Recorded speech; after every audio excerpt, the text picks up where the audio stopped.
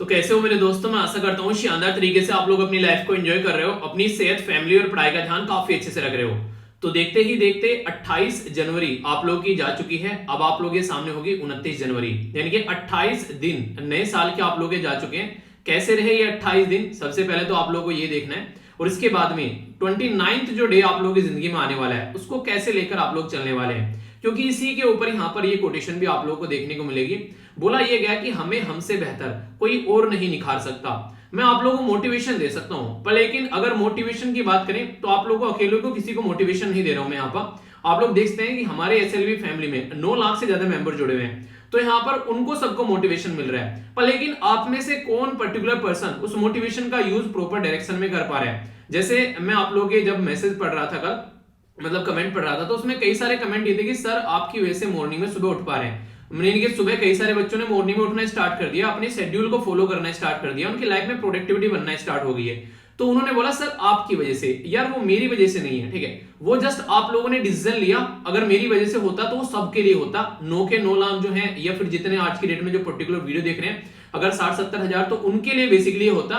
पर लेकिन आप लोगों की जिंदगी में बस चेंज आ रहा है, तो इसका मतलब है कि आपने अपनी साइड से डिसीजन लिया है। तो इसका मतलब है कि आपने अपने कंफर्ट जोन से बाहर निकलकर कुछ करने की कोशिश की है, तो इसीलिए वो चीजें जो है हो पा रही हैं। मेरा काम था बताना कि आप लोग ऐसे कर सकते हैं, मेरा काम था गाइड करना, मेरा काम था आप लोगों को रेफरेंस देना कि ठीक है सुबह उठना है तो मैं इस टाइम पर वीडियो लेकर आ जाऊंगा।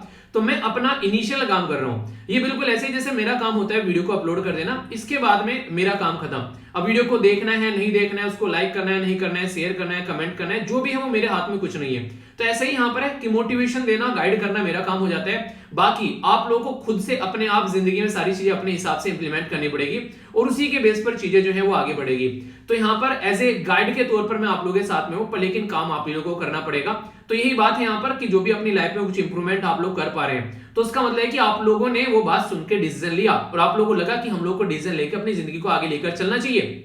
जिस तरीके से आंसर राइटिंग के लिए बोलता हूं डेली आप लोगों को, ठीक है, तो यहां पर बोलता तो मैं 60,000 लोगों को ऊपर, लेकिन लिखते कितने हैं, ठीक है, तो लिखते उसमें से आप लोगों को लगभग 5 से 7% लोग हैं, पर लेकिन वो 5 से 7% ही सिलेक्शन के लिए काफी है, ठीक है, उन्हीं का फिर सिलेक्शन होता है। तो ये चीजें ऐसी होती है कि रेगुलर आप लोगों को करनी होती है, पंक्चुअल रहकर आप लोगों को करनी होती है, तब जाकर ये चीजें एक मुकाम पर पहुंच पाती है। तो जिंदगी में थोड़ा थोड़ा जब आप लोग अपने आप को तराशते चले जाएंगे, तभी आप लोगों की जिंदगी जो है वो सही डायरेक्शन में होगी, और वही सही डायरेक्शन जो है वो कहीं ना कहीं आप लोगों को उस मंजिल पर पहुंचाएगी जिस मंजिल के लिए आप लोग ये मेहनत कर रहे हैं। तो हमेशा लगे रहना है, कभी भी अपनी मंजिल से पीछे नहीं हटना है, और यही तरीका है जिंदगी को जीने का। हमेशा अपनी जिंदगी को एक सही डायरेक्शन देकर आगे बढ़ते रहो, बिना कुछ और सोचे हुए, ठीक है। तो ये थी कुछ बातें, आई होप कि आप लोगों के माइंड में क्लैरिटी आई होगी।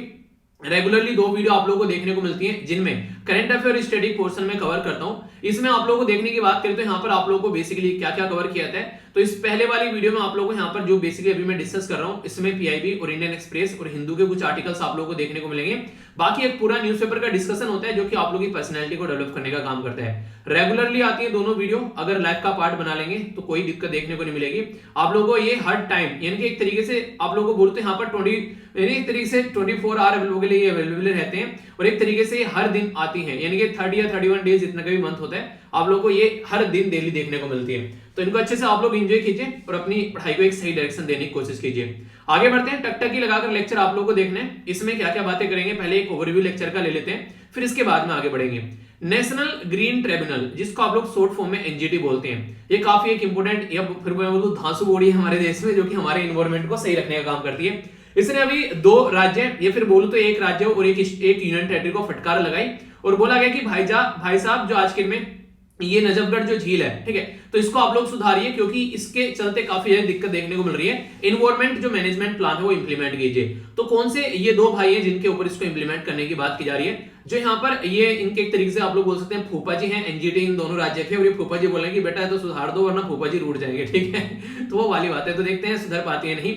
नजफगढ़ जो यहाँ पर बात करूं, यहाँ पर मैं जो लेख है यहाँ पर ये एक तरीके से नजफगढ़ झील भी आप लोग इसको बोलते हैं, ये किस रिवर के द्वारा यहाँ पर बेसिकली फीड की जाती है, भरी जाती है, ये आप लोगों को बताना है। एक और इंपॉर्टेंट नेक्स्ट यहाँ पर आप लोगों के लिए टॉपिक रहेगा जो मैं डिस्कस करूंगा डिटेल में, इसी से रिलेटेड यहाँ पर वो रहेगा किसके बारे में, रामसर जो कन्वेंशन के बारे में।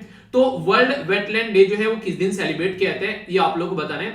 और ईरान की कौन सी सिटी है यहाँ पर जहां पर ये अडॉप्ट किया गया था, ये आप लोग को बताना है। हालांकि क्वेश्चन में ही आंसर भी आप लोगों को मिल जाएगा आधा। तो आगे बढ़ते हैं, बात की जा रही है यहाँ पर authority for the nuclear safety and radiation protection. कई बार आप लोगों ने देखा हो, कई सारे लोग जो है वो मालाएं पहनते हैं और वो बीजों वाली मालाएं पहनते हैं, और कई सारी ऐसी मालाएं होती है जिन मालाओं में से चमक निकलती रहती है, यानी कि उनमें रेडिएशन लगा रहता है। तो वो जो आप लोग को रेडियो एक्टिविटी जो प्रोडक्ट उनमें लगा रहता है, वो कई बार इतना ज्यादा वो बढ़ा देते हैं कि बॉडी को नुकसान पहुंचाने लगता है। ये बिल्कुल ऐसे है जैसे आप लोगों ने अगर मूवी देखी होगी रजनीकांत की रोबोट 2, उसमें अक्षय कुमार जो रहता है वो बर्डमैन यानी कि पक्षी राजा उसका नाम रहता है। तो वो यहाँ पर बेसिकली अपनी वो चीजें दिखाता है कि आज के डेट में जो टावर्स हैं, जो मोबाइल के जो टावर्स हैं, वो इतने ज्यादा बेसिकली बढ़ चुके हैं, उनके ऊपर जो वायरिंग है, उनकी जो फ्रीक्वेंसी है वो इतनी ज्यादा बढ़ गई है कि पक्षी जो है वो उनके अंडे जो है वो कंप्लीट नहीं हो पा रहे हैं, उसमें बेसिकली दिक्कत देखने को मिल जा रही है, बच्चे बाहर निकल कर मर जा रहे हैं। तो वो फ्रीक्वेंसी जो बढ़ जा रही है उसकी वजह से दिक्कतें देखने को मिलती है। ऐसे ही जो प्रोडक्ट बनाए जाते हैं आप लोगों के लिए, अगर उनमें फ्रीक्वेंसी बढ़ जाए रेडियो एक्टिविटी की, तो आप लोगों की बॉडी को नुकसान पहुंचा सकती है। ये एक ऐसा जेन्युइन मुद्दा है जो कि लोगों को नॉर्मली जनरली नहीं पता होता है। तो ये एक ऐसा नया मुद्दा उठाया जा रहा है जो कि एग्जाम के पॉइंट ऑफ से इंपॉर्टेंट है, पर लेकिन पर्सनल लाइफ में जो भी यहाँ पर इन चीजों में आप लोग ये चीजें देखते हैं, करते हैं काम जो भी, तो उसके पॉइंट ऑफ से आप लोग इसको अंडरस्टैंड करिएगा तो और ज्यादा प्रोडक्टिवली आप लोग इसको समझ पाएंगे। यानी कि देखिए, कोई भी न्यूज अगर आप लोग को पढ़नी है ना, उसको एग्जाम के पॉइंट ऑफ से तो देखना है, पर पर्सनल लाइफ में भी कहां पर आप लोग उसको इंप्लीमेंट कर सकते हैं। जब रियल एग्जाम्पल आप लोग के सामने उसके आ जाते हैं, अच्छे उदाहरण आप लोग के सामने आते हैं, तो और अच्छे से आप लोग उसके साथ में कनेक्ट कर पाते हैं। तो समझेंगे पूरा मुद्दा क्या है। हमारा देश जो है वो रिसेंटली अभी अगर बात करें इलेक्ट्रॉनिक फील्ड में आगे बढ़ने की कोशिश कर रहा है, क्योंकि चाइना जो है उसकी हरकतों को देखते हुए हमको लग रहा है अपने हिसाब से काम करना चाहिए।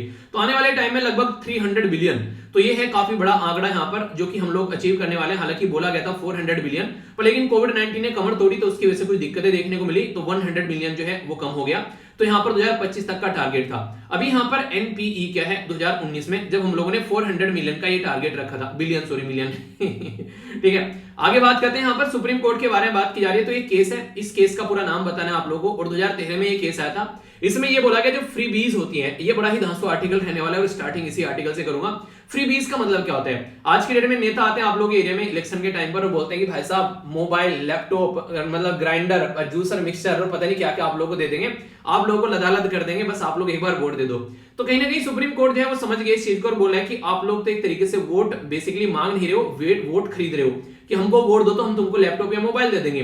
तो ये कितना खतरनाक है, ये लेवल प्लेइंग फील्ड को खत्म कर देता है और कितना डेंजर है ये डेमोक्रेसी के लिए, वही मैं आप लोगों से बातें करने वाला हूं काफी डिटेल में, ठीक है।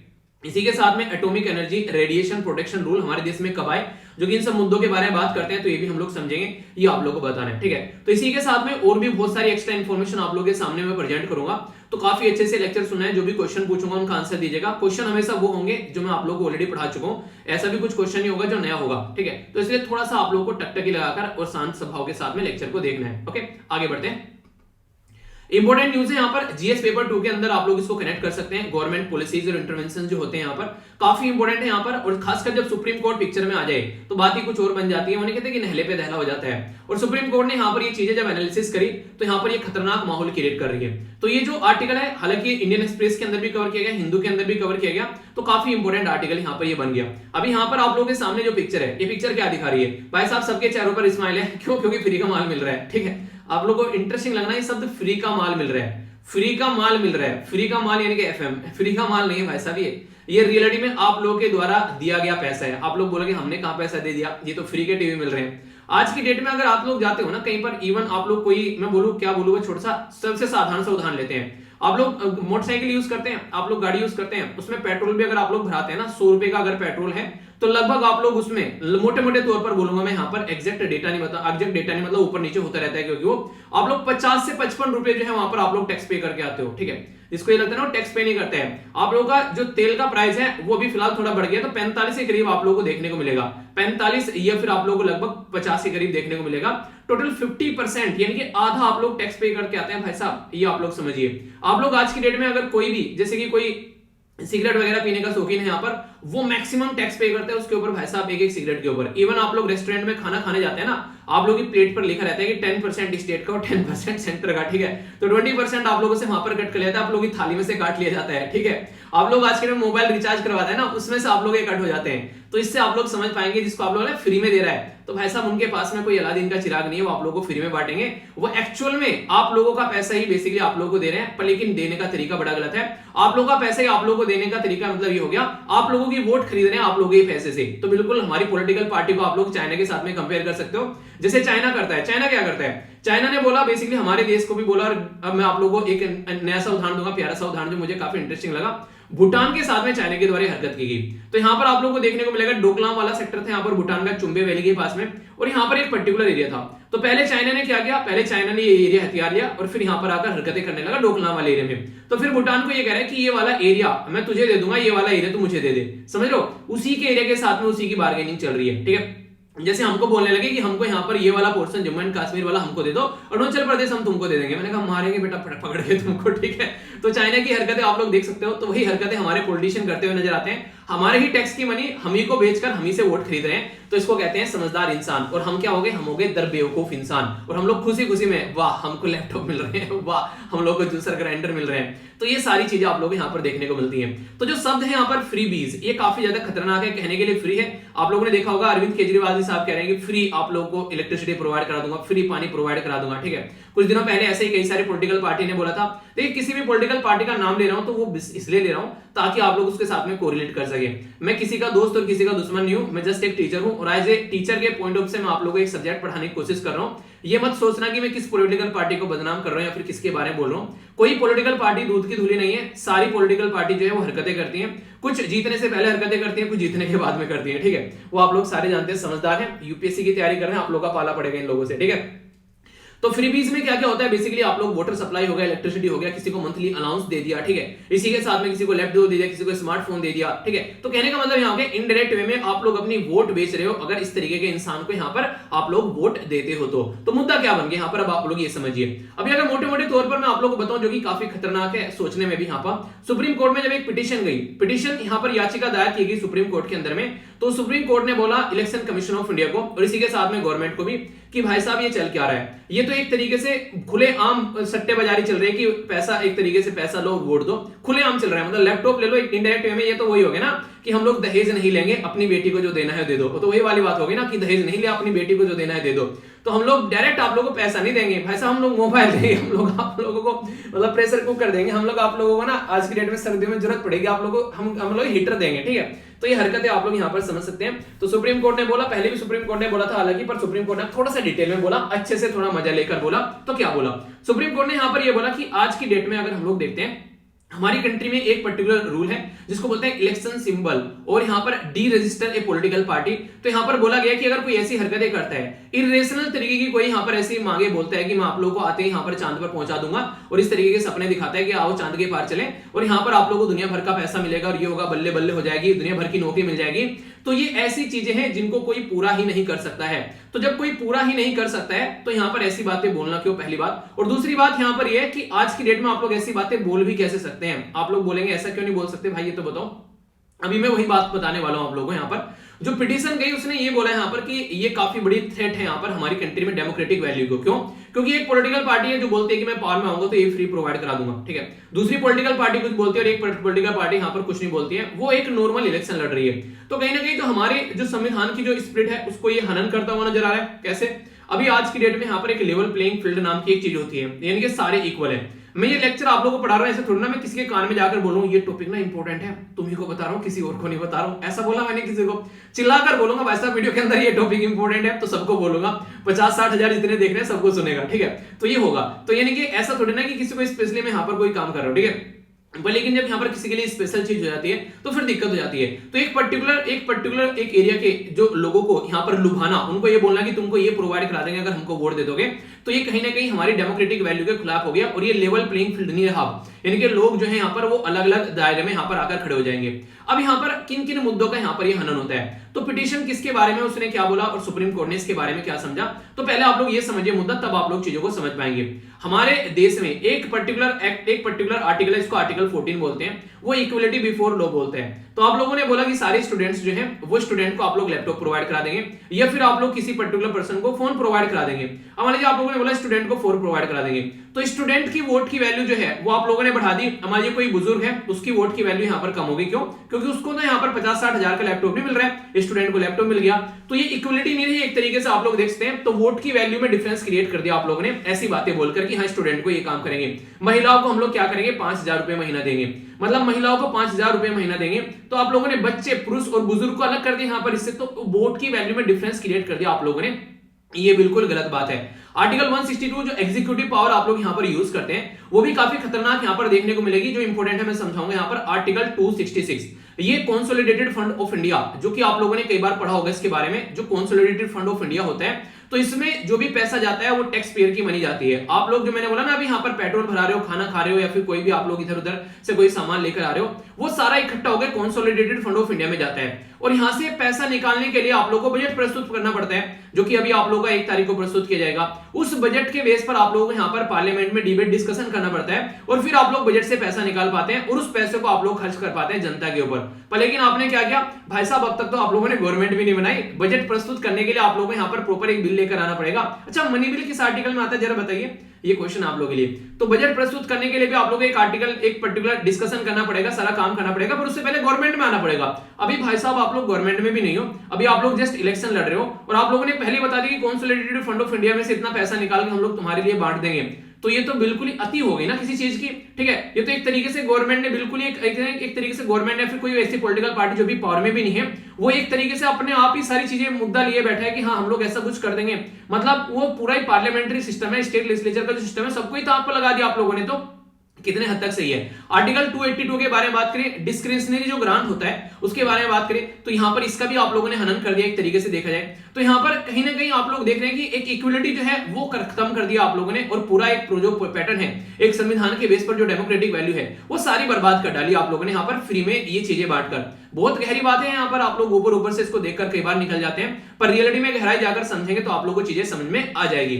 अभी सुप्रीम कोर्ट के बारे में बात करते हैं। तो सुप्रीम कोर्ट भैया समझते हैं सारी बातें, सुप्रीम कोर्ट तो सबके चचा है, तो सुप्रीम कोर्ट जानते हैं कौन कौन कहां पर कितना समझदार क्या क्या बातें बोल रहे हैं, क्योंकि वहां पर जो जज होते हैं मुझे हुए खिलाड़ी होते हैं। तो जज ने बोला, बेसिकली जजों ने बोला कि भाई साहब देखो, यूनियन यानी कि गवर्नमेंट, देखो यार तुम भी खिलाड़ी हम भी खिलाड़ी, ठीक है, तो एक खिलाड़ी दूसरे खिलाड़ी की आंखों में धूल नहीं झोंकेगा।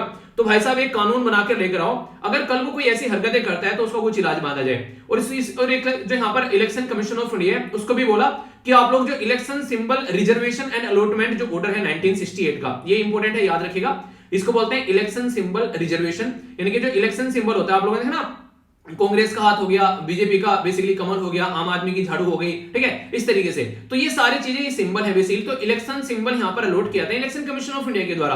अब मुद्दा यहां पर ये बन गया कि कल को चलकर अगर कोई ऐसी हरकतें करता पाया जाता है, आउट ऑफ द बॉक्स जाकर अपनी औकात से बाहर जाकर ऐसी हरकतें करते हैं, तो भाई साहब उसका सिंबल जो है और उसकी पॉलिटिकल पार्टी जो है उसको डी रजिस्टर कर दो, उनको घर का रास्ता दिखा दो।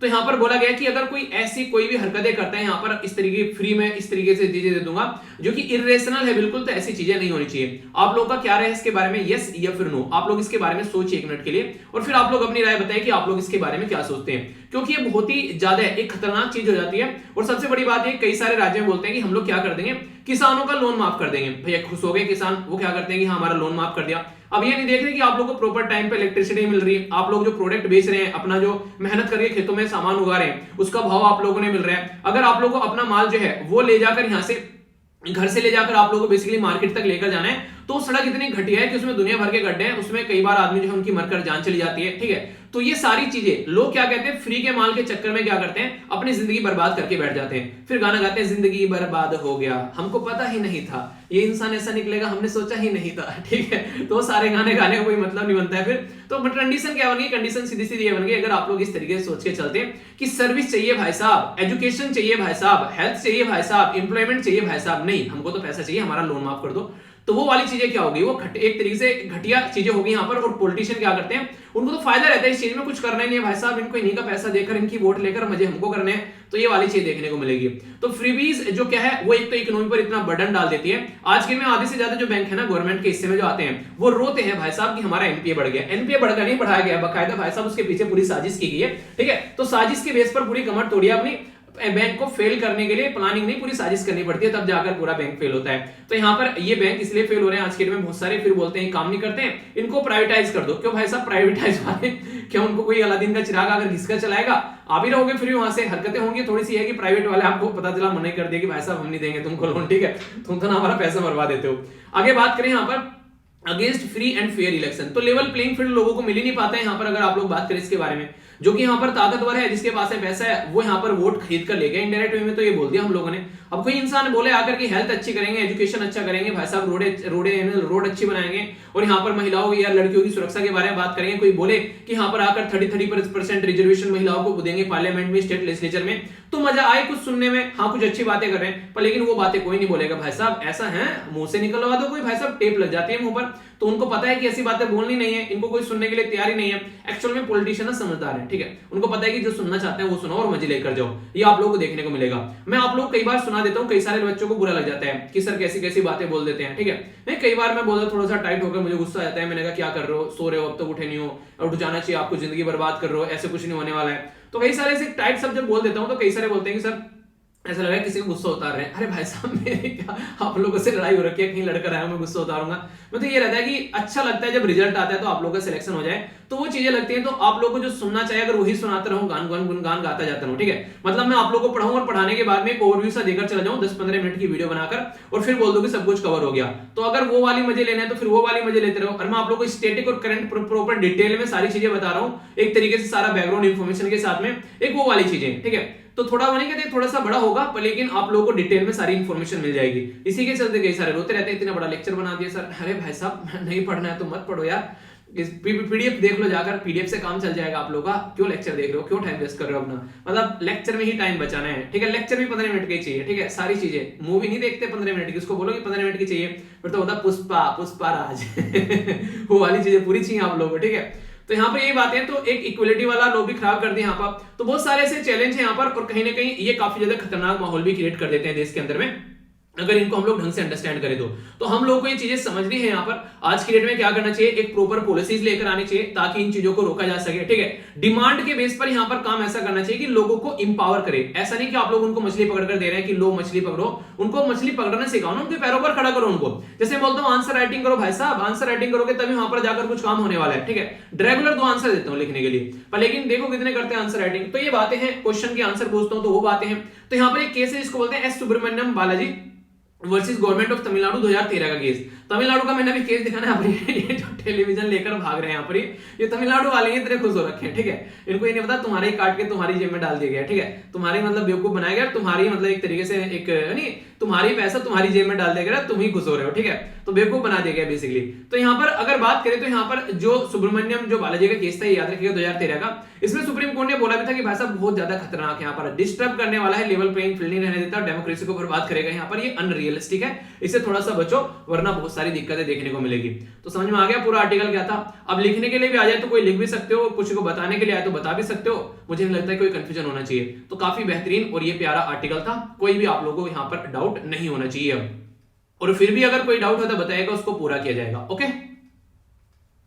काफी शानदार आर्टिकल है, जीएस पेपर 3 के साथ में आप लोग इसको कनेक्ट कर देख सकते हैं। इन्वायरमेंट पोल्यूशन और जो डिग्रेडेशन होते हैं यहाँ पर इन्वायरमेंट का, उसके साथ में आप लोग कनेक्ट कर देख सकते हैं। बात की जा रही है झील के बारे में, हिंदी में झील, इंग्लिश में लेक आप लोग इसको बोल सकते हैं। बात करेंगे यहाँ पर नजफगढ़ झील के बारे में। नजफगढ़ झील क्यों न्यूज में आ गई, तो भाई साहब न्यूज आ गई यहाँ पर एक फूफा की वजह से, जिनका नाम है यहाँ पर एनजीटी यानी कि नेशनल ग्रीन ट्रिब्यूनल। जो नेशनल ग्रीन ट्रिब्यूनल फूफा जी है, उन्होंने दिल्ली और हरियाणा को बोला कि बेटा सुधर जाओ नहीं तो शादी में नहीं आएंगे तुम्हारी। मतलब यहाँ पर ये कि इस नदी को जो आप लोग बर्बाद कर रहे हो, इस झील को जो आप लोग बर्बाद कर रहे हो, इसको सुधारो वरना भाई साहब हम तुम्हारे साथ में आकर बैठेंगे, तुम्हारी शादी में नहीं आएंगे। इन्हें कहने का मतलब है कि तुम्हारे ऊपर प्रतिबंध लग जाएंगे। तो आप लोगों को जो इन्वायरमेंट मैनेजमेंट जो प्लान है उसको इंप्लीमेंट करना है ढंग से, ताकि ये जो झील, ये जो लेक जो है वो मरती जा रही है, वो सुधर सके। तो इसी के चलते यहाँ पर नेशनल ग्रीन ट्रिब्यूनल का ये पूरा आर्टिकल कवर किया गया इंडियन एक्सप्रेस के अंदर काफी डिटेल में। तो ये सोर्स है, यहाँ पर समझते हैं क्या क्या बातें यहाँ पर देखने को मिल रही है। पहले तो कुछ बेसिक चीजें यहाँ पर समझ लेते हैं। देखिए कोई भी अगर लेक होती है ना, ठीक है, तो लेक के अंदर अगर प्रॉपर यहाँ पर एक ऐसा माहौल रहेगा, पानी साफ सुथरा रहेगा, पोल्यूशन उसके अंदर नहीं रहेगा, उसके अंदर जो जीव जंतु है वहां पर आराम से आकर अपनी जिंदगी जो व्यतीत करते हुए नजर आएंगे। एक तरीके से वहां पर एक तरीके से ऐसी जो आप लोगों ने देखा होगा कई बार जो गंदगी यहाँ पर देखने को मिल जाती है, वो सब चीजें यहाँ पर नहीं रहेंगी। एक जो एयर पोल्यूशन, वाटर पोल्यूशन या फिर आप लोग बोले ध्वनि पोल्यूशन नहीं रहेगा। तो कई सारे पशु पक्षी आप लोग उसके पास में आते हुए नजर आएंगे, पर लेकिन ऐसा नॉर्मली सिटीज में देखने को नहीं मिलता है। तो तो यहाँ पर भी इसके साथ में भी ऐसे रहता है, बहुत ही गंदा बेसिकली हमारी खुद की जो यमुना रिवर है वो नाला बन जाती है आते आते, अगर आप लोगों ने देखा होगा दिल्ली के अंदर में, तो कुछ ऐसा ही माहौल यहाँ पर देखने को मिलता है। तो नेशनल ग्रीन ट्रिब्यूनल ने बोला सबसे ज्यादा खतरनाक काम कौन कर रहे हैं यहाँ पर, एक तो दिल्ली और दूसरा हरियाणा। इस लेक को आप लोगों को सुधारना है और मिलकर काम करना है, और जब तक ये सुधर नहीं जाती है तब तक आकर मुझे मुंह मत दिखा देना, ठीक है। तो इसके चलते यहाँ पर इनको बोला कि नेशनल वेटलैंड अथॉरिटी जो है यहाँ पर वो मॉनिटर करेगी इस प्लान को कि कैसे आप लोग इंप्लीमेंट कर रहे हैं। और यूनियन इन्वायरमेंट जो मिनिस्टर है उसने 3 मेंबर का एक बेसिकली कमेटी बनाकर एक इंटीग्रेटेड प्लान बनाने की बात की गई थी, ताकि यहाँ पर इन्वायरमेंट मैनेजमेंट प्लान को ढंग से इंप्लीमेंट किया जा सके। तो ये पूरा मुद्दा आप लोग को देखने को मिला। तो कौन कौन से राज्य में है बटी हुई ये बेसिकली लेक, पहले तो याद रखिएगा, तो हरियाणा और दिल्ली के बीच में आप लोग को देखने को मिल जाएगी, ठीक है। अब इशू क्या निकल के आ रहा है, इन्वायरमेंट मैनेजमेंट जो प्लान के बारे में आप लोगों से बात करूं तो इसमें टॉप प्रायोरिटी ये है कि जो नजफगढ़ लेक है, जो ये झील है यहाँ पर ये, ठीक है, तो आप लोगों को इसको साफ सुथरी बनाना है। इसकी कहानी जो है वो खराब हो रखी है, तो आप लोगों को इसको साफ सुथरी बनाना है। और यहाँ पर ये पूरा काम आप लोग करेंगे the wetland conservation management rule 2017 के हिसाब से। 2017 में ये रूल लाया गया, 2022 में मैं बैठा हूँ जनवरी के महीने में आप लोगों से डिस्कस कर रहा हूँ। ये 5 साल तो ऐसे चले जाते हैं जैसे गधे के सर पे से सींग चले गए, इनको जू ही नहीं सरकती है। मुझे इंटरेस्टिंग चीज ये लगी, 2014 में हमारी कंट्री में एक पर्टिकुलर केस आया था जिसको बोलते हैं national legal service authority versus union of India का केस। ये किससे रिलेटेड था, ट्रांसजेंडर कम्युनिटी से रिलेटेड था। सुप्रीम कोर्ट केस डाल के हट गया साइड में, उनको लगा कि भाई साहब सुधर जाएंगे, अपने आप काम कर लेंगे। 2019 में जाके कानून बनाया समझ रहे आप लोग। लेकिन जब से सुप्रीम कोर्ट ने फिर से डंडा करना स्टार्ट नहीं किया, कर क्या रहे हो भाई साहब, जग जाओ, उठ जाओ, कुंभकर्ण उठ जाओ, कानून बना दो उनके लिए, तब जाकर इन्होंने कानून बनाना स्टार्ट किया। तो 5-6 साल तो ऐसे निकल जाते कि ये 5 साल तो अपने हैं, निकल जाएंगे, अगले 5 साल में देखेंगे क्या करना है, ठीक है। तो ये वाले मुद्दे हैं। तो यहाँ पर अगर बात करें बेसिकली सबसे बड़ी तो बात यहाँ पर ये, अगर ये रूल इंप्लीमेंट किया जाता है तो कुछ चीजों को रोका जाएगा, जो फालतू की एक्टिविटीज होती है ना कई सारे एरिया में, उनको रोका जाएगा। झील जो कि यहाँ पर माइग्रेटरी कई सारी बर्ड आती है और कई सारी जो रेजिडेंट यानी कि लोकल जो बर्ड रहती है, जैसे माइग्रेटरी बर्ड आई कोई यहाँ पे और लोकल बर्ड बैठी हुई है आपस में बातें कर रही है, यार जहां से मैं आई हूँ ना, मैं साइबेरिया से आई हूँ, ठीक है, और वहां पर ना इतना साफ सुथरा पानी है, यार तुम्हारे यहाँ तो बड़ा गंदा पानी है। कहते अरे जीजी तू पानी की बात कर रही है यहाँ तो हवा भी बहुत बुरी है देखा नहीं कई बार आप लोगों ने गांव में बातें करते इस तरीके से, बेबे ऐसा हो गया यहाँ पे, हाय दैया ऐसा कैसे हो गया। तो ये बातें करते होंगे जब पक्षी आपस में अपनी लैंग्वेज में करते होंगे, जब भी करते होंगे तो कहते होंगे यार बड़ी गंदी चीज है, पर क्या करें, काम चलाना पड़ेगा और कोई ऑप्शन नहीं था तो यहाँ पर आ गए। तो कोई इजिप्ट से आ रहा है, दूर दूर से आते हैं यहाँ पर, ठीक है, इस तरीके से मुझे इजिप्टियन जो यहाँ पर वल्चर आ गए, ठीक है, इसी के साथ में सरस क्रेन आ गया, स्टेप पीस ईगल आ गया। तो अलग अलग पक्षी यहाँ पर आते हैं घूमने फिरने, पर इनको लगता है यार गलत जगह आ गए, यहाँ पर बड़ा गंदा माहौल है, कुछ साफ सुथरा माहौल होना चाहिए था, हम तो अच्छे जगह से माहौल से मजे लेकर आए। अब उनको क्या पता दुनिया में सबसे ज्यादा पॉपुलस कंट्री में आ गए यहाँ पर ये, ठीक है, यहाँ पर पानी जो है वो यहाँ पर लोगों को पीने के लिए नहीं है, तुम क्या मजे लोगे, और खासकर लोग जो हैं उनको अपने लिए साफ सुथरा नहीं रखते, तुम्हारे लिए क्या रखेंगे। तो अभी इसको इंप्लीमेंट करने की बात आई, तो नेशनल कैपिटल रीजन के बारे में जब आप लोग बात करते हैं यहाँ पर, तो उसके चलते यहाँ पर अब चीजों को इंप्लीमेंट करने की बात की जा रही है। और अरविंद केजरीवाल साहब ने बोला कि बहुत सारी चीजों को इंप्लीमेंट करेंगे। अब इंप्लीमेंट कैसे करेंगे, तो भाई साहब एक टाइम ऐसा था कि 226 स्क्वायर किलोमीटर की थी ये जो लेक थी, ठीक है सुनिएगा अब यहाँ पर ये सुनकर तो मेरा दिमाग ही खराब हो गया। 226 स्क्वायर किलोमीटर का जो ये वाटर बॉडी हुआ करती थी, उसको घटा घटाकर इसको 7 स्क्वायर किलोमीटर का कर दिया। अब आप लोग समझ सकते हैं, ठीक है, 7 स्क्वायर किलोमीटर, ठीक है। तो यहाँ पर इससे समझ सकते हैं कि क्या कंडीशन यहाँ पर देखने को अभी मिल रही है। सुनोगा आप लोगों ने कई बार कि यार यहाँ पर एक म्यूनमेंट हुआ करता था, म्यूनमेंट नहीं रहा, क्या हो गया यार, सब ईंटें उठाकर ले गए यहाँ से, ठीक है, यानी कि अपने घरों में ले गए ईंटें उठा, किसी ने चूल्हे बना लिए, वहां पर कोई क्रिकेट रखकर उसके वो खेल रहा है भाई, किसी ने अपनी दीवार चिनवा ली, उससे तो वो हरकतें देखने को मिलती है। तो ये बातें हैं भाई साहब, बड़ी ही खतरनाक चीजें हैं यहाँ पर। चलिए जो भी है गंदा है, अच्छा नहीं है, ठीक है, अच्छा बिल्कुल नहीं बोलूंगा। बात करें यहाँ पर इसका नाम, एक रिवर का नाम जरूर याद रख लेना, कई बार क्वेश्चन बन जाता है। बात की जा रही है साहिबी, ठीक है, तो साहिबी बेसिकली साहिबी जो रिवर है यहाँ पर, ये नजफगढ़ लेक में पानी लाती थी, पर लेकिन पानी लाने वाला ही अगर बेसिकली मर जाए तो पानी कहां से आएगा, ठीक है। तो साहिबी जो है वो खुद बेसिकली बर्बाद हो चुकी है यहाँ पर, तो पानी कहां से आएगा। तो जब पानी लाने वाला ही मर गया तो सामने वाले के पास पानी वैसे नहीं जा पाएगा, तो वो भी लगभग जो है खराब हो चुकी है। तो एक इंपॉर्टेंट डे याद रखेगा, 2 फरवरी एक डे सेलिब्रेट किया जाता है जिसको बोलते हैं वर्ल्ड वेटलैंड डे। तो यानी कि अभी कुछ दिनों बाद आएगा, पहले आप लोगों को बता दे रहा हूं मैं कि ऐसा डे आने वाला है। 1971 में यहाँ पर रामसर कन्वेंशन आप लोगों को देखने को मिला। रामसर जो कन्वेंशन है यहाँ पर, ये पर्टिकुलर एक एरिया है, यहाँ पर एक वेटलैंड है यहाँ पर बेसिकली ईरान के अंदर में। तो यहाँ पर एक रामसर कन्वेंशन, और इसने बोला कि यार ऑल ओवर वर्ल्ड में जहां जहां पर भी झील है, लेक है, इन सबको सुधारा जाएगा और कुछ अच्छा माहौल यहाँ पर बनाया जाएगा। तो वो अच्छा माहौल क्या है, तो उसको बनाने की यहाँ पर बात की गई कि यार कुछ अच्छा माहौल बनाते हैं। तो उसी के चलते कई सारे मुद्दे देखने को मिले, तो इनके द्वारा इकट्ठा होकर यहाँ पर बोला कि ऐसा करते हैं कि आज की डेट में देखते हैं कहां कहां पर क्या क्या बुरी कंडीशन है और उन बुरी कंडीशन को सुधारने का काम करते हैं। तो इसने अलग अलग राज्य के अंदर में जहां जहां पर भी जो लेक है उनको बोला आज से रामसर कन्वेंशन के अंदर में आ गई, आज से तुम इसके साथ में कुछ गंदी हरकतें नहीं करोगे, तुमको पैसा दिया जाएगा इसको मेंटेन करने का। अब ये बोले यार पैसा मिल रहा है तो काम कुछ करना पड़ेगा, तो पैसे की बात आ गई यहाँ पर पैसे की बात आ गई तो कुछ करना पड़ेगा, तो वही काम करने की बात की जा रही है। तो हमारे देश में आज के टाइम 47 रामसर कन्वेंशन की साइट हो चुकी है, जो कि आप लोगों को याद रखना है, इंपॉर्टेंट क्वेश्चन है। अब मैं क्वेश्चन आप लोगों से पूछूंगा, इतनी माथा पच्ची कर ली, कुछ तो हक मेरा भी बनता है ना। आप लोगों को ये बताना है कि टोटल अभी लेटेस्ट जो साइट है वो कौन सी ऐड की गई थी, ठीक है, और किस राज्य की ऐड की गई थी। मैंने आप लोगों को बता दी थी ना, टोटल 47 है, अभी लेटेस्ट कौन सी ऐड की गई थी ये आप लोगों को बताना है, ठीक है। तो एक क्वेश्चन आप लोगों से पूछ रहा हूं, तो इसका आंसर आप लोगों को अच्छे से देना है, ओके। चलिए, आप लोगों के राज्य, जिस भी राज्य से आप लोग आते हैं, आप लोगों के राज्य में कौन कौन सी साइट है थोड़ा सा एक बार देख लेना है। आप लोगों से कई बार इंटरव्यू में भी बन जाती हैं ऐसे छोटे छोटे क्वेश्चन, फिर बोलते हैं क्वेश्चन कहां से आ गया, भाई साहब यहीं से ही आया, बस आप लोगों ने थोड़ा ध्यान से सुना नहीं था, थोड़ा सा भी ध्यान से सुनते तो ये मत बोलते कि ऐसा कुछ नहीं हुआ, ठीक है। तो अच्छे से देखो। चलिए, अब इसी के बाद में आप लोग की ऑर्गेनाइजेशन भी कवर कर देते हैं। बात करते हैं यहाँ पर नेशनल ग्रीन ट्रिब्यूनल यानी फूफा जी के बारे में जान लेते हैं। फूफा जी जो है 2010 में बनाए गए थे, और 2010 में जब इनको बनाया गया तो इसलिए बनाया गया क्योंकि सुप्रीम कोर्ट जो है यानी कि दादाजी जो है वो बेसिकली टेंशन में चल रहे थे। उनको लगा इतने सारे केस आते हैं, ये घर गृहस्थी के केस नहीं मेरे पे संभालते हैं, ऊपर से इन्वायरमेंट के और आने लगे, तो इन्होंने बोला यार इसका मैटर ना कोई और थामो। तो यहाँ पर environment protection, conservation of forest या फिर अदर जो नेचुरल रिसोर्सेज है, नदी नालों, कैसे वो सेव करना है, तो ये सारा काम जो है फूफा जी को दे दिया दादाजी ने। तो यहाँ पर फूफा जी काम करने लगे। अब फूफा जी काम करने लगे तो बोले कि यार मैं काम तो कर रहा हूँ, पर लेकिन काम मैं क्यों कर रहा हूँ, किसकी वजह से कर रहा हूँ, क्या इसका रीजन है तो बता दो। तो बोला कि आपको नहीं पता, संविधान के पार्ट 3 में आर्टिकल 21 है, ये 21 आर्टिकल इसी के लिए बनाया गया कि आप लोग ये ऐसे काम करो, मतलब राइट, मतलब बात करते हैं ना, right to life and the personal liberty. Right to life कब होगी इंसान की, राइट टू लाइफ तब होगी इंसान की जब वो इंसान जिंदा रहेगा। अगर जिंदा रहेगा वो तब रहेगा ना जब अच्छा इन्वायरमेंट होगा, और अच्छा इन्वायरमेंट तो यानी कि पोल्यूशन नहीं है, पानी भी साफ सुथरा है, ठीक है, तभी यहां पर चीजें आप लोगों को देखने को मिलेगी। डेल्टा ने सबको दुनिया में लिटा डाला, रीजन पता है क्या है, क्योंकि हमारे देश में पनपता हुआ भाई साहब, ठीक है, हाई लेवल का पोल्यूशन पी कर वो डेल्टा जब निकला, जब वो यूरोप जैसी कंट्री में गया तो भाई साहब ने छुआ बस लोगों को और लोग निपट लिए, समझ रहे हैं आप लोग, मतलब डेल्टा इतना खतरनाक निकला हमारे यहाँ से, इतना पोल्यूशन है, इतनी सारी चीजें हैं, तो उसने लोगों को जाकर छुआ बस यूरोप के अंदर जाकर, और वो लोग निकल लिए, उनको लगा बहुत ज्यादा खतरनाक आ गया। अब हमारे वाले खेल रहे हैं इस डेल्टा के साथ में उस दिन से बहुत सारे लोग, ठीक है, तो ये चीजें हैं, तो हमारे यहाँ पर एक अलग ही लेवल की चीजें होती हैं। बाकी यहाँ पर 7 ऐसे लॉ हैं, इनके कानून है जिनसे यहाँ पर ये अपनी पावर लेता है, जैसे वोटर एक्ट हो गया, वोटर सेस एक्ट हो गया, इसी के साथ में यहाँ पर हो गया द फॉरेस्ट कंजर्वेशन एक्ट हो गया, इसी के साथ में एयर एक्ट हो गया और इन्वायरमेंट प्रोटेक्शन एक्ट हो गया, तो 2 है यहाँ पर, ठीक है। इसी के साथ में पब्लिक लायबिलिटीज इंश्योरेंस हो गया और बायोलॉजिकल डाइवर्सिटी एक्ट हो गया।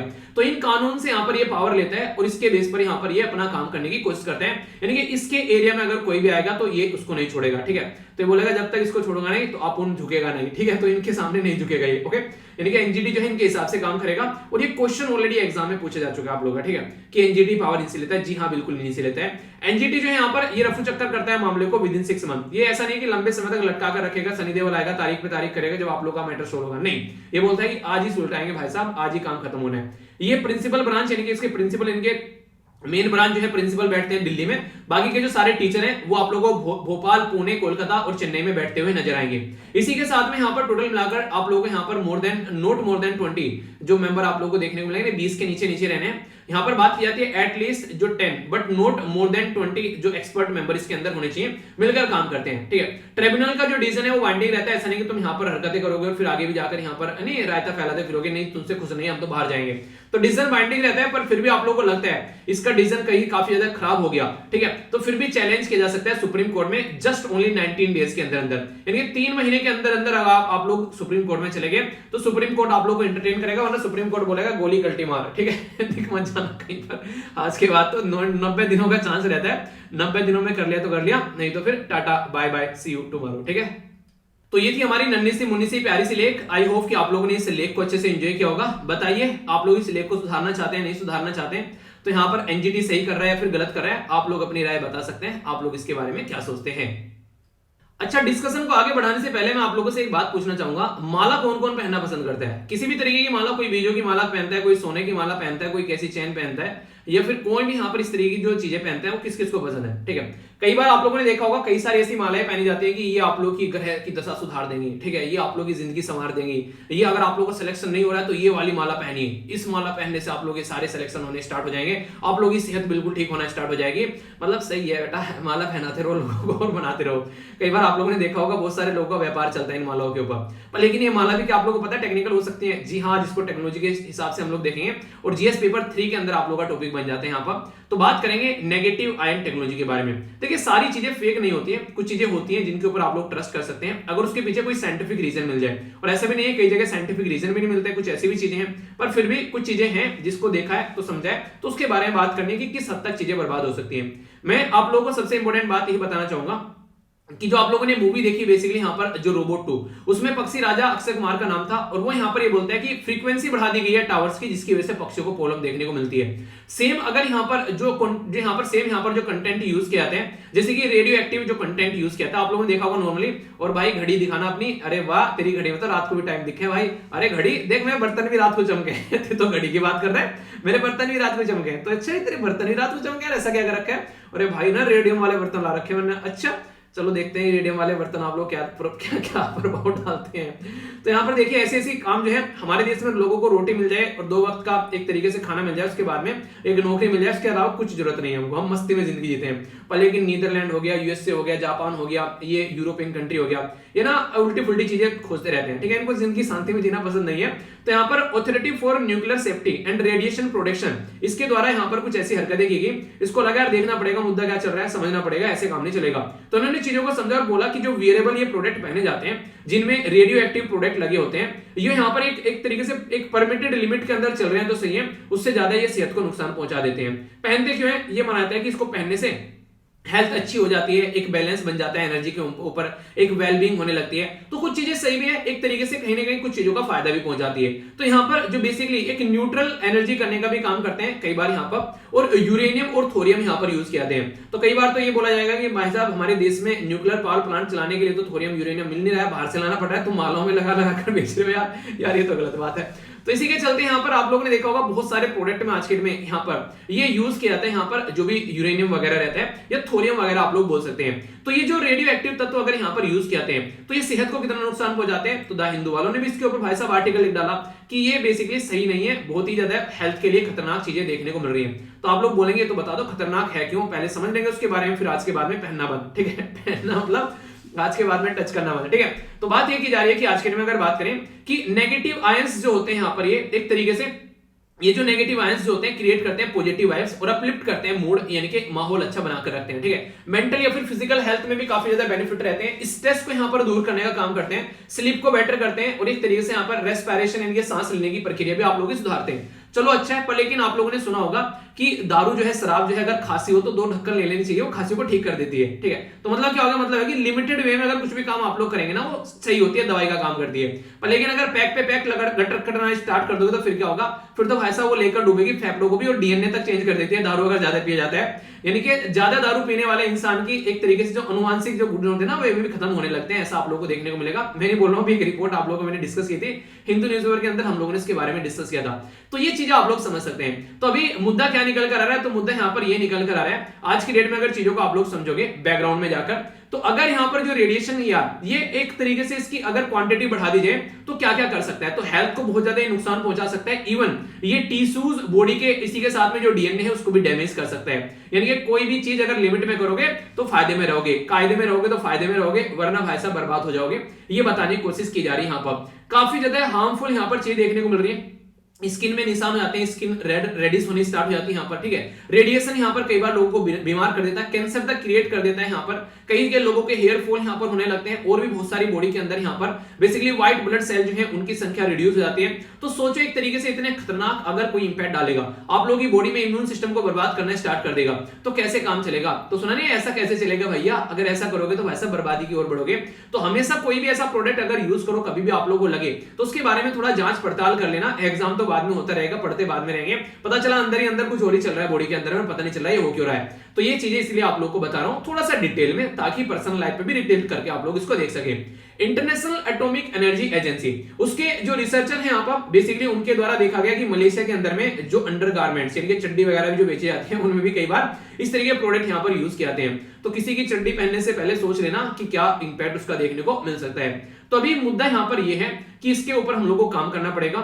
Radiation protection and safety, radiation जो यहाँ पर सोर्स है, इंटरनेशनल बेसिक सेफ्टी जो स्टैंडर्ड है उसको फॉलो करते हुए बहुत कम लोग नजर आएंगे। देखिए इंटरेस्टिंग चीज पता है क्या है, कानून सबके लिए है किताबों में, पर लेकिन रियलिटी में क्या आप लोगों को लगता है वो कानून कोई फॉलो करता है? हमारे देश में सारे रूल और रेगुलेशन है कि रोड पर सबको प्रॉपर वे में चलना है, इवन पेनल्टी भी लगाई जाती है भाई साहब, शानदार पेनल्टी लगती है। आप लोगों को लगता है कि फिर भी लोग जो है रूल और रेगुलेशन फॉलो करते हैं रोड पर, फिर भी हमारे देश में दुनिया में सबसे ज्यादा डेथ होती है, लगभग 1.5 लाख के करीब लोगों की हर साल जान जाती है। तो ये इससे आप लोग एक अंदाजा लगा सकते हैं, कानून है भाई साहब, पर लेकिन कानून जो है उनको इंप्लीमेंट करने वाला कोई नहीं है, तो ये दिक्कत सबसे ज्यादा देखने को मिलेगी। इवन मैं इंटरेस्टिंग चीज आप लोगों को बताऊं, आप लोग सुनकर हैरान होंगे, हालांकि मैंने बता भी रखी है आप लोगों को, हमारी कंट्री में कानून है कि गटर में उतार कर लोगों को गटर साफ नहीं कराना है, और म्युनिसिपैलिटी वाले लोग खुद पकड़कर लेकर आते हैं कि आओ गटर साफ करो, क्योंकि हमारे पास में मशीनरी नहीं है। समझ रहे आप लोग तो रक्षक ही भक्षक बन जाते हैं, तो फिर क्या करें?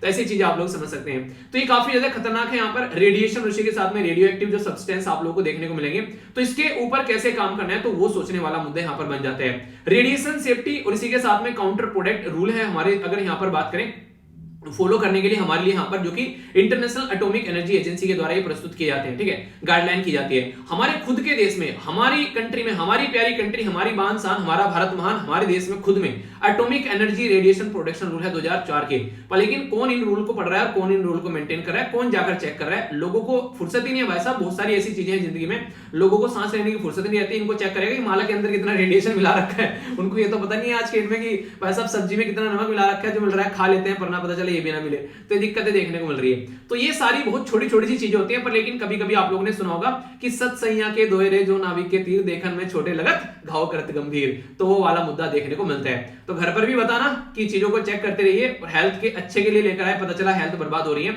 तो इन चीजों पर थोड़ा सा ध्यान जरूर रखिएगा। आई होप कि आप लोगों को बातें समझ में आई होगी। अगर कोई एक्सपीरियंस है आप लोग इस मुद्दे को लेकर, तो आप लोग अपना एक्सपीरियंस कमेंट बॉक्स में शेयर कर सकते हैं। भाई साहब आज की दुनिया में ना टेक्नोलॉजी के बिना जिंदगी को एक तरीके से समझना कि जिंदगी कैसी रहेगी, तो उसको समझना भी एक तरीके से आप लोग इम्पॉसिबल बोल सकते हो, ठीक है। अगर सोचो कि टेक्नोलॉजी को जिंदगी में से अगर लैपटॉप हटा दो ना और फोन हटा दो जिंदगी में से, तो समझो कि जिंदगी जो है लोगों की कैसी हो जाएगी। सोचो, आप लोगों के लिए चलिए एक सजेशन है, मैं इस सजेशन को मतलब काफी हद तक इंप्लीमेंट करने की कोशिश करता हूं कुछ घंटों के लिए ठीक है, क्योंकि मेरे लिए पॉसिबल नहीं है सारी चीजें, पर लेकिन आप लोगों के लिए पॉसिबल हो सकती है, ठीक है। कुछ घंटों के लिए आप लोग भी इसको काम को कर सकते हैं, बल्कि आप लोग तो एक दिन काम कर सकते हैं अगर चाहे तो। जैसे लेक्चर डेली आते हैं, तो संडे का लेक्चर जो है आप लोग मॉर्निंग में ना देखकर इवनिंग में देख लो, कुछ ऐसा कर लो, मतलब एक तरीके से, या फिर मॉर्निंग में लेक्चर निपटा के आप लोग फिर शाम तक आप लोग को टच नहीं करना है, कुछ ऐसा कर लो। मतलब अपनी लाइफ में कुछ घंटे ऐसे रखो कि हम लोग को मोबाइल टच नहीं करना है, और कम से कम 8 से 10 घंटे आप लोग की जिंदगी में कम से कम एटलीस्ट होने चाहिए। अगर आप लोग रियलिटी में पढ़ाई करते हैं, उस टाइम पर आप लोग को बैठकर अपने आप से पढ़ाई करनी है, तो ये आप लोग जरूर करिए। मोबाइल से दूर रहने की कोशिश करिए, सोते टाइम मोबाइल को अपना दूर रखिए, ताकि आप लोग की जो सोने का जो तरीका है उसमें वो इंटरफेयर नहीं करे। और सोने से लगभग 2 घंटे पहले मोबाइल से डिस्टेंस बनाकर रखिए, ठीक है। सोने जब जाते हैं 2 घंटे पहले अपने माइंड में सोचिए क्या क्या आप लोगों ने पढ़ा, उसको रिकॉल करने की कोशिश कीजिए। इससे आप लोगों की मेमोरी आप लोगों को इंप्रूव होती हुई नजर आएगी। ये चीजें इंप्लीमेंट करो, छोटी छोटी मगर मोटी बातें, मजा आएगा अगर इंप्लीमेंट करोगे, जिंदगी में फायदा देखने को मिलेगा। आगे बढ़ता हूं, इलेक्ट्रॉनिक प्रोडक्शन ऑफ द जो यूएसडी 300 बिलियन, ये 2026 तक का हमारा टारगेट है। टारगेट तो देखो 25 तक का था, पर लेकिन कोविड-19 ने हमारे मंसूबे खराब कर दिए। 2019 में जैसे हम लोगों ने डिसाइड किया और नेशनल पॉलिसी ऑन इलेक्ट्रॉनिक्स लेकर आए, 2020 में कोविड-19 आ गया, बोला कि मैं बनवाऊंगा तुम्हारी पॉलिसी, ठीक है, मैं करूंगा तुम्हारी पॉलिसी बर्बाद, देखता हूं कैसे तुम पॉलिसी लेकर आगे चलते हो। तो इसी के चलते यहाँ पर मुद्दा है, अभी समझते हैं यहाँ पर। तो काफी इंपोर्टेंट ये आर्टिकल बेसिकली कवर किया गया हिंदू के अंदर भी, इसी के बारे में हम लोग बात करने वाले हैं। बात क्या करने वाले हैं, 5 साल का प्लान बनाकर लेकर आए थे, रोड मैप की विजन रहेगा, ऐसा कुछ हम लोग लेकर चलेंगे। Sustainable electronic manufacturing export policy लेकर आए थे कि भाई साहब अपने लिए तो बनाएंगे बेचेंगे भी, माहौल तो ऐसा बनाएंगे देश के अंदर में कि दूसरों तक भी पहुंचाएंगे। तो ministry of electronics and information technology ने माहौल बनाया कि चलो यार, चलो देखते हैं कैसा कैसा माहौल बनना है, लेकर चलते हैं। तो इसके चलते चीजों को आगे लेकर चलने की भी कोशिश की गई, पर लेकिन हुआ क्या, यहाँ पर वो सारी चीजें जो सोची थी वो इस तरीके से नहीं हो पाए। यानी कि एसोसिएशन भी था यहाँ पर, इंडियन सेलुलर और इलेक्ट्रॉनिक्स एसोसिएशन के साथ में, जो कि काफी इंपोर्टेंट बॉडी है, तो मिलकर भी काम किया यहाँ पर। तो जो वॉल्यूम है अभी यहाँ पर, जो विजन है उसको लेकर आगे चलने की बात की जा रही है, और हमारी कंट्री में जो एक्सपोर्ट है उसको लेकर आगे लेकर चलने की बात की जा रही है, ग्लोबल वैल्यू चेन को आगे लेकर चलने की बात की जा रही है। तो ये रिलीज भी किया गया था 2021 में। अभी मुद्दा आप लोग समझिए, तभी आप लोग चीजों को अंडरस्टैंड कर पाएंगे। देखिए आज की डेट में कोई प्रोडक्ट अगर आप लोगों को मार्केट में लेकर आना है, आप लोग अपने घर में कुछ खाना बनाते हैं, आप लोगों ने खाना बनाया, सब्जी बनाई, आप लोगों ने खा ली और शाम को मजे में सो गए, सुबह को उठे फिर खाना बनाया, फिर खा लिया, फिर सो गए, नून कई बार रोटी कम पड़ गई, चलो चल जाएगा, उसमें मिर्च मसाला कम हो गया, चलो चल जाएगा, घर का ही आदमी है, उसमें कुछ दिक्कत भी आ जाए, कल को चला पता चला कि गलती से, कई बार आप लोगों ने देखा होगा, नहीं कई बार बाल आ जाता है खाने में, ठीक है, कोई डालता नहीं है पर लेकिन आ जाता है कई बार, तो उसको भी हम लोग चलो कोई नहीं यार घर में है, सब चीज चलती रहती है। पर सोचो आप लोग ये सेम काम अगर कोई रेस्टोरेंट आप लोग चला रहे हो, तो रेस्टोरेंट में अगर ये सारी चीजें, रोटी लेने गए तो रोटी जो है वो एक तरीके से वहां पर नहीं हो पा रही है, ठीक है, नमक कम है सब्जी के अंदर में, बाल आ रहा है खाने के अंदर में, क्या ये सारी चीजें जो है बाहर कोई टॉलरेट कर लेगा? बिल्कुल भी टॉलरेट नहीं करेगा अगर आप लोग उसको रेस्टोरेंट की तरीके से चला रहे हो, ठीक है। तो इसलिए आप लोग का प्रोडक्ट जो है घर पर आप लोग का जैसा भी हो चल जाता है, डोमेस्टिक मार्केट में एक बार को आप लोग उसको यूज कर सकते हो, पर लेकिन अगर आप लोग उसको इंटरनेशनलाइज करना चाह रहे हैं, उसको बाहर ले जाकर बेचना चाह रहे हैं, तो भाई साहब A1 क्वालिटी का प्रोडक्ट होना चाहिए। और सबसे बड़ी बात, प्रोडक्ट इसलिए भी अच्छा होना चाहिए, क्यों? क्योंकि हमारी इज्जत का ठप्पा लगा होता है उसके ऊपर, मतलब उसके ऊपर लिखा होता है मेड इन इंडिया, ठीक है। तो मेड इन इंडिया अगर उसके ऊपर ठप्पा लग गया तो अब आप लोग की इज्जत, आप लोग की इज्जत नहीं रही भाई साहब, देश की इज्जत बन चुकी है। और जब देश की इज्जत बन जाए तो रिसर्च और डेवलपमेंट करके तब कोई प्रोडक्ट एक्सपोर्ट करना है, वरना इंटरनेशनल लेवल की बेइज्जती होगी। अभी ना बहुत ही खतरनाक वाली बेइज्जती होगी भाई। तो उस बेइज्जती को करने से पहले रिसर्च और डेवलपमेंट कर लो और उसके बाद में चीजों को आगे लेकर बढ़ो। तो इसी के चलते यहां पर चीजों के ऊपर खर्चा करने की बात की जाती है। प्रोडक्ट एक्सपेक्टेड टू लीड, अगर बात करें तो इंडिया की जो ग्रोथ है इलेक्ट्रॉनिक मैन्युफैक्चरिंग में बढ़ेगी। क्यों? अरे भाई साहब दुनिया में सबसे ज्यादा पॉपुलेशन लिए बैठे हैं, दूसरे नंबर पर हम, तो हमारी पॉपुलेशन है, सबको मोबाइल चाहिए, और अब तो दो मोबाइल चाहिए, ठीक है, एक तो मोबाइल रहेगा काम का और एक मोबाइल रहेगा बेसिकली मजे लेने का, ठीक है। तो इसलिए यहां पर आज के डेट में हर एक इंसान के हाथ में मोबाइल होंगे, तो ये mobile phone, IT hardware, laptop और जो भी इलेक्ट्रॉनिक प्रोडक्ट आज के डेट में यूज कर रहे हैं, तो ये सारी चीजें आप लोग को देखने को मिलेंगी। या जो भी इलेक्ट्रॉनिक का प्रोडक्ट आप लोग लेकर सकते हैं, तो घरों में रिक्वायरमेंट इसकी इतनी होने वाली है जिसकी कुछ हद नहीं है। तो आने वाले टाइम में ये सारी चीजों की रिक्वायरमेंट हम लोग को पड़ने वाली है, तो क्यों ना अपने देश के अंदर इनको मैन्युफैक्चर स्टार्ट कर दिया, क्यों बाहर से खरीद कर लेकर आ रहे हैं। पर चैलेंज क्या आप लोगों को देखने को मिलेंगे, तो यहां पर सबसे बड़ा चैलेंज है क्वालिटेटिव, यानी कि इंफ्रास्ट्रक्चर हमारे पास में नहीं है इतना। हम लोग क्या करते हैं, आज भी अंग्रेजों वाला काम कर रहे हैं। अंग्रेज हमारे देश में से रॉ मटेरियल निकाल कर लेकर जाते थे, आयरन ओर निकाल के ले गए, फिर हमारे देश में लोहा बनाकर बेच रहे हैं, स्टील बनाकर बेच रहे हैं। हम लोग क्या कर रहे हैं, आज भी वही काम कर रहे हैं, चाइना को रॉ मटेरियल बेच रहे हैं और बना बनाया प्रोडक्ट वहां से लेकर आ रहे हैं। क्वांटिटेटिव, ये मैंने क्वालिटेटिव बता दिया, ठीक है, ढांचागत विकास नहीं। Quantitative, free trade agreement, tariff वगैरह आप लोग कई जगह देखने को मिलते हैं, जिसकी वजह से कई सारे चैलेंज आप लोगों के सामने निकल कर आते हैं। तो सजेशन ये है कि पहले तो आप लोग ये जो उल्टे सीधे जो टैक्स टैरिफ लगा रखे हैं भाई साहब, इनको साइड में उठाकर फेंको, प्रॉपर तरीके से अपने देश में स्किल को डेवलप करो। अपने देश में जनता कम थोड़ी ना है, उनको कुछ भी सिखाओगे, वो दूसरे घर का ताला खोल देते हैं बिना चाबी को, आप लोग सिखाओ तो सही उनको थोड़ा सा काम करना। वो पता ना वो चांद का ताला खोल देंगे, मंगल का ताला खोल देंगे, इतने खतरनाक इंजीनियर निकल कर आएंगे, उनको थोड़ा काम तो करो। हमारे देश के मैक्सिमम इंजीनियर नासा में बैठे हुए आप लोगों को देखने को मिलेगा। दुनिया की सबसे बड़ी बड़ी कंपनी हमारे देश के लोग चला रहे हैं। तो भाई साहब बड़ी उल्टी खोपड़ी के इंसान होते हैं इंडियन, जब आते हैं ना अपने पे फिर छोड़ते नहीं किसी को, फिर लपेट लेते हैं। जब तक हृदय में शक्ति तब तक धन्य हूं मैं, यदि आ जाए क्रोध मुझे तो फिर पर ले आऊं मैं। तो वही कृष्ण जी का डायलॉग मुझे याद आ जाता है यहाँ पर। तो इसलिए हमको प्यार से, हमको कितना ही बेवकूफ बना लो भाई साहब, गुस्सा मत दिला देना कभी, बस फिर नहीं हम संभाल पाओगे। तो है ना, प्यार में कितना भी काट लो पर गुस्सा मत दिला देना भाई साहब, ईगो हट नहीं कर देना, ईगो हट कर दो फिर देखो हम क्या करते हैं। तो इसी के साथ में ही बातें देखने को मिलती हैं कि चाइना और वियतनाम हमारे सबसे बड़े दुश्मन है आज के में, इस पर्टिकुलर सेक्टर में, इलेक्ट्रॉनिक्स के मीडिया में अगर बात करें तो इनको टैकल करने की बात हम लोग को देखने को मिलेगी। इसलिए हमारे देश में गवर्नमेंट ने क्या किया, चलो भाई साहब ऐसे तो काम नहीं चलेगा, हम लोग प्रोडक्ट लिंक इंसेंटिव स्कीम लेकर आते हैं। मतलब तुम माल बनाओ और माल को मार्केट में ले जाकर बेचो, हमको क्या करना है, तुम्हारा माल बनाने में हेल्प करेंगे, तुम्हारा ज्यादा खर्चा नहीं आएगा, कुछ हम तुम्हारी हेल्प करेंगे, ठीक है, नहीं तुम आगे आगे चलो, हम पीछे पीछे तुम्हारी हेल्प करेंगे।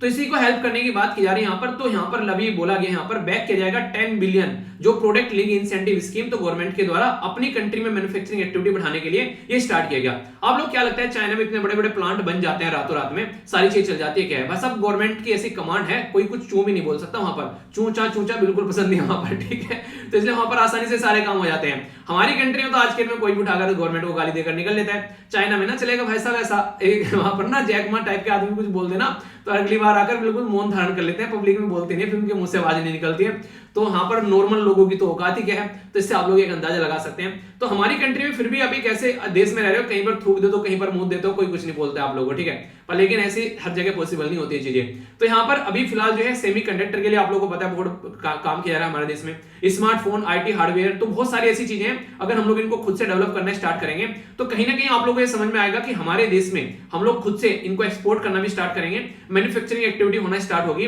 तो लोगों को इंप्लॉयमेंट भी मिलेगा, हमारे देश में पैसा आएगा और हमारा पैसा हमारे देश में रहेगा, तो आम के आम और गुटलियों के दाम आप लोगों को देखने को मिल जाएंगे। ऐसा है क्या गवर्नमेंट कई सारे काम कर रही है? जी हाँ बिल्कुल कर रही है। Scheme for promotion of the manufacturing of electronic component and semiconductor already यहां पर काम किया जा रहा है। मॉडिफिकेशन इलेक्ट्रॉनिक्स मैन्युफैक्चरिंग क्लस्टर आप लोगों को देखने को मिलेगा स्कीम, इसी के साथ में डिजाइन लिंक इंसेंटिव, ये आप लोगों को मैंने बताई दिया अभी। तो ऐसा है कि गवर्नमेंट भाई साहब होने का शिद्दत से काम कर रही है। अब कितनी शिद्दत आप लोगों को इसमें देखनी है वो आप लोग अपने हिसाब से देखिए। तो अपने पैरों पर खड़ा होना ही सबसे ज्यादा जरूरी है, क्योंकि दूसरे के कंधों पर हाथ रखकर आप लोग चल सकते हो, पर लेकिन दौड़ना आप लोग को अपने ही पैरों पर पड़ेगा। तो ये आप लोगों की जिंदगी में भी इंप्लीमेंट होती है और हमारी कंट्री में अगर मैन्युफैक्चरिंग एक्टिविटी के बारे में बात करें तो उसमें भी इंप्लीमेंट होती है। हर जगह आप लोग इसको इंप्लीमेंट कर देख सकते हो। आप लोग की क्या राय है आप लोग जरूर बताइएगा, आप लोग इसके बारे में क्या सोचते हो। जब बात करते हैं डिजास्टर के बारे में, आपदा के बारे में, तो सबसे पहले यहां पर नाम आता है सुभाष चंद्र बोस जी का, क्योंकि ऐसे ऐसे डिजास्टर फेज इन्होंने देखे हमारी कंट्री में, तो उन्हीं के नाम पर उन्हीं के नाम पर हम लोग यहां पर नाम रख दिया किसका, हमारी कंट्री में अवार्ड का, कि इनसे ज्यादा डिजास्टर किसकी फेज में आए, ऐसे ऐसे डिजास्टर ये इंसान झेल कर आए हैं। तो सुभाष चंद्र बोस आपदा प्रबंधन पुरस्कार फॉर 2022 अभी देखने को मिला Gujarat institute of disaster management और प्रोफेसर विनोद शर्मा को। तो इन्होंने डिजास्टर को काफी शानदार तरीके से मैनेज किया, तो इसलिए यहां पर इनको ये पुरस्कार मिला। अब डिजास्टर को मैनेज अगर आप लोगों को करना है तो उसके लिए आप लोगों को यहां पर ये पिक्चर देखने को मिलेगी। मान लीजिए यहां पर डिजास्टर आपदा आ गई, तो आप लोग उसको रेस्पॉन्ड कैसे करोगे? आपदा मतलब मान लीजिए कहीं पर बाढ़ आ गई, ठीक है, तो रेस्पॉन्ड कैसे करोगे भाई साहब? रेस्पॉन्ड क्या करना है, वहां पर राहत के दल भेजने हैं, वहां पर मतलब जो भी डिजास्टर में लोग काम करने वाले लोग हैं उनको भेजो, वहां पर रिकवरी करो लोगों की। अब जो नुकसान हो गया उसको मिटिगेट करो, प्रिपेयर करो, आने वाले टाइम में फिर से उसी माहौल को बनाना है जैसा पहले था। तो ये सारी चीजें देखने को मिलेगी। तो यहाँ पर ये जो अवार्ड था, जो यहाँ पर ये जो इंस्टीट्यूट था जिसको यहाँ पर ये अवार्ड दिया गया 2012 में स्टैब्लिश किया गया था, और इसने काफी कुछ काम किया यहाँ पर डिजास्टर के फील्ड में।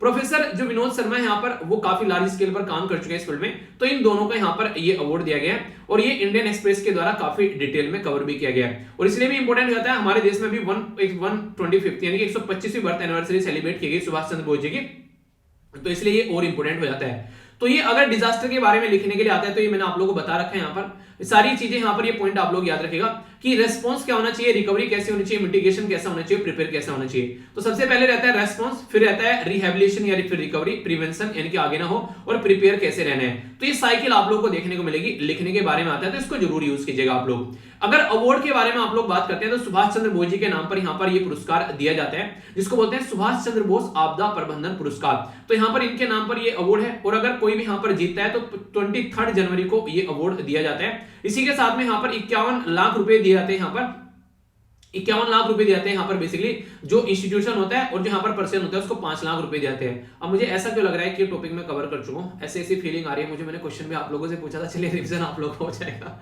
ठीक है। डिजास्टर रिस्क मैनेजमेंट के बारे में अगर आप लोग बात करें तो बिफोर डिजास्टर, ड्यूरिंग डिजास्टर और आफ्टर डिजास्टर, तो यहाँ पर ये पूरा माहौल होना चाहिए, इसके बारे में पता होना चाहिए। प्रॉपर एक स्किल आप लोगों को तैयार करनी पड़ती है, लोगों की कलों कहीं आग लग जाए, कुछ दिक्कत देखने को मिल जाए तो कैसे सुलझाना है। चलिए जब पढ़ाने बैठ गए तो थोड़ा सा एक्स्ट्रा बताऊंगा। आज एक्स्ट्रा आप लोगों को सेंडाई फ्रेमवर्क देखने को मिलेगा। सेंडाई फ्रेमवर्क में टोटल मिलाकर 7 गोल आप लोगों को देखने को मिलेंगे। रिड्यूस करना है एक तरीके से इन चीजों को, किस किस को, यानी कि मोर्टेलिटी को रिड्यूस करना है, लोगों की कम जान जाए, इफेक्ट कितने लोग हो रहे हैं उसको कम करना है, इकोनॉमिक लॉस कम करना है, और डैमेज वगैरह कम करना है जो कि ढांचे का डैमेज होता है। इंक्रीज क्या करना है, ज्यादा से ज्यादा जो कंट्री यहाँ पर वो इसमें स्ट्रेटजी बनाकर चले, इंटरनेशनल कोऑपरेशन देखने को मिले, और अवेलेबिलिटी रहे यहाँ पर अगर कोई ऐसी कंडीशन बन जाती है वार्निंग देने के लिए कि भाई साहब इनको सुधार लो। तो ये 7 मूलभूत ढांचे हैं यहाँ पर जो कि सेंडाई फ्रेमवर्क के तहत यूज किए जाते हैं डिजास्टर मैनेजमेंट को कंट्रोल करने के लिए। और यहाँ पर ये 2015 से 2030 के हैं। इससे पहले यहाँ पर ह्योगो था, ह्योगो फ्रेमवर्क यहाँ पर। ये सेंडाई फ्रेमवर्क जो है बेसिकली ये जापान के अंदर है, ह्योगो भी जापान के अंदर है। आप लोग बोलेंगे जापान के अंदर ही क्यों है ये सारी, क्योंकि जापान में सबसे ज्यादा डिजास्टर आते हैं। मतलब क्या इसका, जापान में सबसे ज्यादा अर्थक्वेक और सुनामी वगैरह देखने को मिलेगी आप लोगों को, इसलिए जापान के लोग हमेशा तैयार रहते हैं इनसे लड़ने के लिए। तो ये पूरा एक डायग्राम भी मैंने आप लोगों को यहाँ पर दिखा दिया, जो डिफरेंट फेज दिखा रहे हैं यहाँ पर, तो इसको आप लोग अंडरस्टैंड कर सकते हैं, और सारी चीजें मैंने आप लोगों को बता दी। कोई भी कंफ्यूजन अब आप लोगों के माइंड में इसको लेकर नहीं होना चाहिए। सबसे पहले हम लोगों ने यहाँ पर देखा इलेक्शन के बारे में। आई होप कि आप लोगों के माइंड में क्लैरिटी आ गई होगी, और आज के बाद में वोट उसी को देंगे जो आप लोगों के हित की बात करेगा, फालतू के लोगों को वोट नहीं देंगे। डिजास्टर मैनेजमेंट के बारे में पूरा आर्टिकल मैंने आप लोगों को बता दिया, कोई कंफ्यूजन नहीं होना चाहिए, रिवीजन भी आप लोगों का हो गया। बाकी यहाँ पर नसबगढ़ लेप के बारे में मैंने आप लोगों को डिटेल में बता दिया। आप लोग की क्या राय है इसके बारे में आप लोग अपनी राय बता सकते हैं। नेक्स्ट हम लोगों ने यहाँ पर बात की काफी डिटेल में मालाएं, तो ये मालाएं पहनने से पहले देख लीजिए कि ये मालाएं आप लोगों को कितने हद तक फायदा पहुंचा रही है। आगे बात करें तो हम लोगों ने इलेक्ट्रॉनिक के फील्ड में क्या क्या हम लोग अपना काम कर रहे हैं, तो उसके बारे में हम लोगों ने डिटेल में यहाँ पर बातें देखी। तो ये सारे आर्टिकल मैंने आप लोगों से डिस्कस किए। कोई कंफ्यूजन हो तो बताएगा, कमेंट बॉक्स ओपन है। अब ये क्वेश्चन के आंसर आप लोगों को देने हैं। यहाँ पर नेशनल ग्रीन ट्रिब्यूनल के द्वारा किन को फटकार लगाई गई कि सुधर जाओ वरना सुधार दी जाओगे। नजफगढ़ जो लेक है वो किस रिवर से यहाँ पर फुलफिल की जाती है। वर्ल्ड जो यहाँ पर वेटलैंड डे है वो कब सेलिब्रेट किए जाते हैं, और वेटलैंड जो है वो किस पर्टिकुलर सिटी से यहाँ पर वेटलैंड कन्वेंशन निकल कर आते हैं। ठीक है। Authority for nuclear safety and radiation यहाँ पर प्रोटेक्शन, ये रूल जो है वो कब का है, मतलब किसके द्वारा यहाँ पर ये इशू की गई गाइडलाइन, ये आप लोगों को बताना है। इंडिया के अंदर बात करें तो यहाँ पर 300 के करीब बिलियन की बात की गई थी एनपीई के तहत। यहाँ पर 400 की बात की गई थी, अब 300 हो गया। तो ये कौन सी है पॉलिसी बताइए। कौन सा केस है सुप्रीम कोर्ट का जिसकी वजह से बोला है कि भाई साहब फ्री में बांटना छोड़ दो नहीं तो टांग दे जाओगे। Atomic energy radiation protection rule हमारे देश में कब के हैं, ये आप लोगों को बताना है। ठीक है। और आज मैंने गलती नहीं की, आज नंबर मत कट करना मेरा, ओके। कल कई सारे बच्चों ने बोला कि ठीक है सर नंबर काट लेंगे आज। क्यूट तो आप लोग हैं, चलो नंबर कट कर लेना अगर लगेगा तो, ठीक है। आगे चलते हैं, रिवीजन कर लेते हैं। यहाँ पर बेसिकली यूएनसीआरसी के बारे में डिटेल में मैंने डिस्कस किया था, इसके बारे में आप लोगों को बताना था। जुवेनाइल जस्टिस के बारे में आप लोगों से बात की थी, इसके बारे में आप लोगों को बताना था। बेसिकली यहाँ पर ये पूरा जो मैंने डिस्कस किया था इसके बारे में, तो क्या पूछा था आप लोग बताइए यहाँ पर। इसी के साथ में केस के बारे में आप लोग को बताना था, ये कमेटी के बारे में यहाँ पर बताना था, जो कि यहाँ पर बात कर रही थी कि बेस्ट इंटरेस्ट बच्चों के होना चाहिए, माँ बाप कुछ भी करते रहे चाहे। ठीक है। इसी के साथ में गिरकिंस के बारे में बात की थी, जो कि हीरो की सलाद आप लोग बोल सकते हैं, कौन सा राज्य सबसे ज्यादा यहाँ पर बेचने वाला पाया। इसी के साथ में अपेडा के बारे में बात की थी, कौन सी मिनिस्ट्री के अंडर में आता है। नेशनल चाइल्ड जो यहाँ पर डे है पहली बार किस मिनिस्ट्री के द्वारा यहाँ पर ये सेलिब्रेट किया गया, और हमारे देश में चाइल्ड मैरिज जो है वो कितने प्रतिशत घट गई है ये बताना था। ठीक है। तो इंपोर्टेंट क्वेश्चन है ये, सोसाइटी से रिलेटेड क्वेश्चन है, आप लोगों के लिए इंपोर्टेंट हो जाते हैं, एग्जाम में डायरेक्ट क्वेश्चन बन जाते हैं। ठीक है। United nation convention on the right of the child, तो ये आप लोगों को याद रखना है इसके बारे में, जो कि यहाँ पर बात करता है बच्चों के अधिकार के बारे में। और यहाँ पर हमारी कंट्री में अगर बात करें juvenile justice care and the protection care act है 2015 का, जो कि इसके हिसाब से काम करता है। वसुधा सेठ वर्सेस किरण, यहाँ पर बेसिकली बात की किरण वी भास्कर का केस आया था, इससे बोला था कि बच्चों को ध्यान में रखकर भाई साहब काम करना है, आपको अलग रहना नहीं रहना, वो समझ में नहीं आता है, पर बच्चों का जो ध्यान है वो सर्वोपरि होना चाहिए। और बिंदल कमेटी भी इसी के बारे में बात करती है। गिरकिंस यानी कि खीरे की सलाद जो है वो सबसे ज्यादा बेची गई, और कर्नाटक में सबसे पहले यहाँ पर ये चीजें स्टार्ट की गई थी। फिलहाल हमारी कंट्री मिनिस्ट्री ऑफ कॉमर्स के अंडर आते हैं यहाँ पर ये एग्रीकल्चर को एक्सपोर्ट करने वाले प्रोडक्ट के बारे में जब बात करते हैं। तो ministry of women and child development के बारे में बात की जा रही है, तो नेशनल गर्ल चाइल्ड डे पहली बार 2008 में स्टैब्लिश किया गया, और हमारी कंट्री में ये ministry of women and child development के अंडर में आता है। जो मैरिज है यहाँ पर बेसिकली जो लड़कियों की उनकी जो बचपन में मैरिज शादी की दी जाती थी 27% थी, अब 23% हो गई है घट के। ये अभी हमारी कंट्री में जो नेशनल फैमिली हेल्थ सर्वे प्रस्तुत किया गया है उसमें हम लोगों ने सारी बातें देखी थी। पीडीएफ जाकर मिल जाएगी टेलीग्राम पर, फ्री ऑफ कॉस्ट मिल जाती है, कोई टेंशन लेने का नहीं, उसको जाकर डाउनलोड कर लेना।